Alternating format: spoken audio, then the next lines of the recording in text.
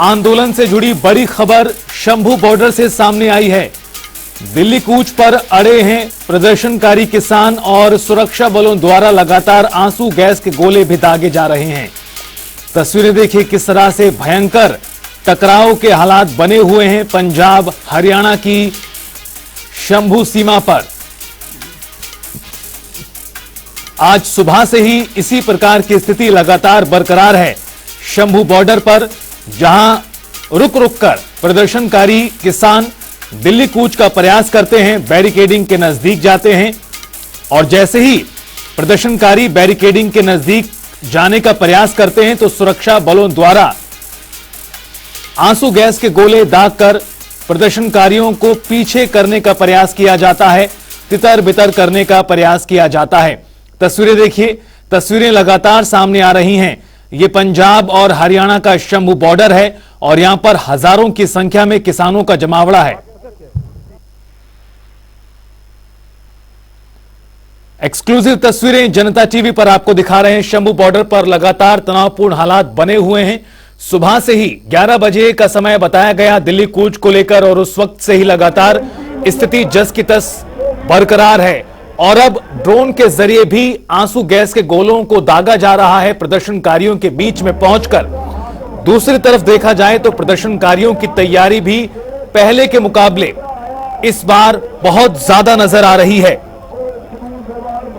और बड़ी संख्या में जानकारी के अनुसार करीब 14,000 से भी ज्यादा किसान इस वक्त शंभू बॉर्डर पर मौजूद हैं। तो दूसरी तरफ हजारों प्रदर्शनकारियों को रोकने के लिए बड़ी संख्या में पुलिस के साथ पैरा मिलिट्री फोर्स की भी तैनाती की गई है।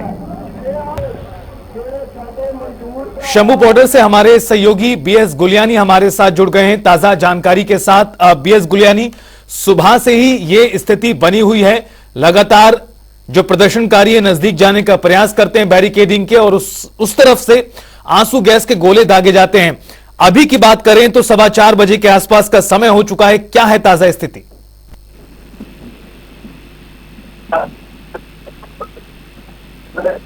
अब बीएस क्या आप तक आवाज पहुंच पा रही है?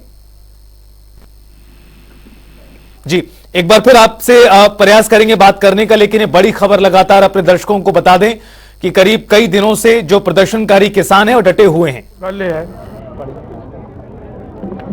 अथरू गैस के गोले गोलियां चलाउणियां ये सरकारां दी फितरत होया करदी है। ये सरकार दी फितरत होया करदी है। ਜਿਹੜੀਆਂ ਸਰਕਾਰਾਂ ਇੰਨੀਆਂ ਕਰੂਰ ਹੋਣ, ਜਿਹੜੀਆਂ ਸਰਕਾਰਾਂ 4-4 ਹਜ਼ਾਰ ਲੋਕਾਂ ਨੂੰ ਕਤਲ ਕਰਕੇ ਮਣੀਪੁਰ ਵਰਗੀਆਂ ਸਟੇਟਾਂ 'ਚ ਉਹਨਾਂ ਦੀ ਭਿਣਕ ਤੱਕ ਨਾ ਨਿਕਲਣ ਦੇਣ, ਉਹਨਾਂ ਸਰਕਾਰਾਂ ਤੋਂ ਕੀ ਉਮੀਦ ਕੀਤੀ ਜਾ ਸਕਦੀ ਹੈ। लेकिन मैं धन्यवादी हाँ सारी प्रेस का, सारे मीडिया का, जिन्होंने हमारी इस बात को, हमारे आंदोलन को पूरे देश के अंदर नहीं पूरे वर्ल्ड के अंदर ये मैसेज पहुंचाया है कि किसान शांतिपूर्वक ढंग से अपना प्रोटेस्ट कर रहे हैं और ये किसानों को शांतिपूर्वक ढंग से दिल्ली नहीं जाने दे रहे, जबकि दिल्ली हमारा राजधानी है। भाई हमारा हक है, हमारा अधिकार है दिल्ली जाना। जगजीत सिंह किसान नेता जगजीत सिंह डल्लेवाल को आपने सुना, कह रहे हैं कि हमारा अधिकार है राजधानी तक जाना, लेकिन आगे बढ़ने नहीं दिया जा रहा। लगातार एक तरफ बातचीत का चैनल खुला हुआ है, 5वें दौर की वार्ता कब होगी ये बड़ा सवाल है। दूसरी तरफ बड़ा सवाल इस बात को लेकर है कि जो टकराव की स्थिति आज एक बार फिर बनी है उसको किस तरह से कंट्रोल किया जाए, चूंकि तैयारियां दोनों तरफ से बहुत ज्यादा की गई हैं। चाहे हम आंदोलनकारी किसानों का रुख करें, चूंकि पिछले कई दिनों से किसान अपनी तैयारी कर रहे हैं, दिल्ली कूच के नजरिए से किसानों को मॉडिफाई किया गया है। जो मशीनें, भारी भरकम मशीनें तैनात की गई थी उनको भी जरूरत के अनुसार किसानों द्वारा तैयार किया गया था कि अगर आंसू गैस के गोले दागे जाते हैं तो किस तरह से उसका भी बचाव किया जाए। और इस क्रम में जो आंदोलनकारी हैं, जो प्रदर्शनकारी हैं, उनको चश्मे यहां पर बांटे गए हैं ताकि आंसू गैस के गोले जब दागे जाएं तो उसका प्रभाव कम से कम आंदोलनकारियों पर पड़े। देखिए, हरियाणा पुलिस ने अपने पंजाब से लगते हुए सभी सीमाओं पर पुलिस बल की तैनाती की हुई है और हम प्रदर्शनकारियों से भी बार बार अपील कर रहे हैं कि प्रदेश में जो कुछ जिलों में धारा 144 लगाई गई है उसको ध्यान में रखते हुए वो शांतिपूर्वक तरीके से अपना प्रदर्शन करें और किसी भी प्रकार से कानून व्यवस्था को अपने हाथ में ना लें।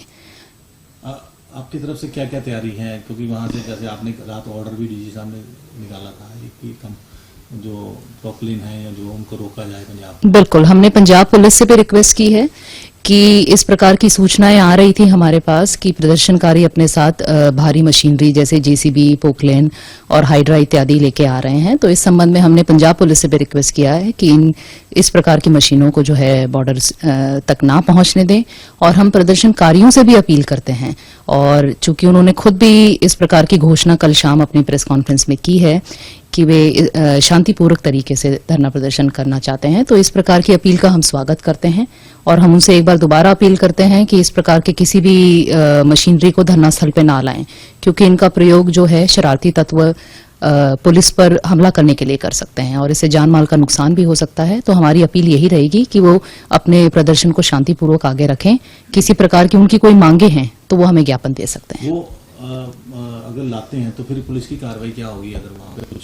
देखिए, पुलिस बल को इस बारे में जो है डीजीपी हरियाणा द्वारा समय समय पर ब्रीफ किया जा रहा है और उनसे भी उनको भी यही डायरेक्शंस हैं कि शांतिपूर्वक तरीके से जो है प्रदर्शनकारियों से निपटा जाए और किसी भी प्रकार की कोई भी असामान्य स्थिति ना हो, इसके लिए जो है वो अपना डायलॉग ओपन रखें उनके साथ और कानून व्यवस्था को बनाए करने के लिए मौके पे जो उचित कदम उठाए जा सकते हैं उनको उठाएं। आगे बढ़ते हैं तो फिर क्या कार्रवाई होगी और कितना पुलिस बल और पैरामिलिट्री आपने? देखिए, उस पुलिस बल की अगर बात करें तो हमारे पास जो है 50 के करीब law and order companies Haryana police की वहां पर अलग अलग स्थानों पर हमने डिप्लॉय कर रखी हैं। खरौरी बॉर्डर पर भी है, हमारे शंभू बॉर्डर पे भी है और इसके अलावा अर्धसैनिक पुलिस बल की भी 64 कंपनियां हमारे पास आई हुई थी, उनको भी हमने अलग अलग जगह पे तैनात किया हुआ है। तो अगर वो आगे बढ़ते हैं तो फिर किस तरह? देखिए, मौके पे अधिकारियों को हमने इस बारे में दिशा निर्देश दिए हुए हैं। As per standard operating procedure जो भी जैसी सिचुएशन होगी उस हिसाब से वो रिएक्ट करेंगे।